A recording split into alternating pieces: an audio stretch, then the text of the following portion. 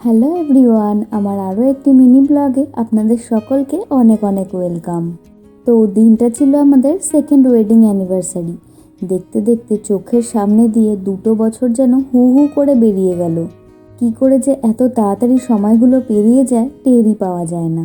মনে হচ্ছিল যেন এই তো সেদিন সব কিছু হলো, এরই মধ্যে 2 বছর পেরিয়ে গেল। আর কিছুদিনের মধ্যে আমরা তো 2জন থেকে 3জনও হয়ে যাব। তা যাই হোক, আমাদের দুজনের এই স্পেশাল দিনটা বাড়িতেই একটু ছোটোখাটো করে সেলিব্রেট করলাম। সেরকম কিছুই না, ওই দুপুরে একটু ভালো মন্দ রান্না করেছিলাম। তো দুপুরের মেনুতে বানিয়েছিলাম হচ্ছে এগ চিকেন ফ্রাইড রাইস, ফুলকপির পকোড়া, বেগুনি, চিকেন কষা, আর ছিল হচ্ছে স্যালাড।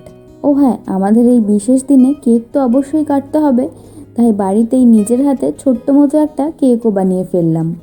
আর এবার হলো কেক কাটার পালা। তো কেক কাটতে কাটতে ও আবার বেবিকে বলছিল তোর মা খুব ভালো কেক বানাতে পারে, এখন আমি খাই কেকটা, তুমি এলে পরে মাম্মাও তোমাকে কেক বানিয়ে খাওয়াবে। তো এইভাবেই হাসি মজা করতে করতে কেক ঠেক কেটে খাওয়ার পর বিকেলবেলা বেরিয়েছিলাম একটুখানি ঘুরতে। আর বাদবাকিটা লং ব্লগে আসছে।